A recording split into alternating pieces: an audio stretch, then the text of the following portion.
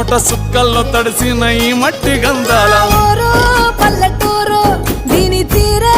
అమ్మ తీరే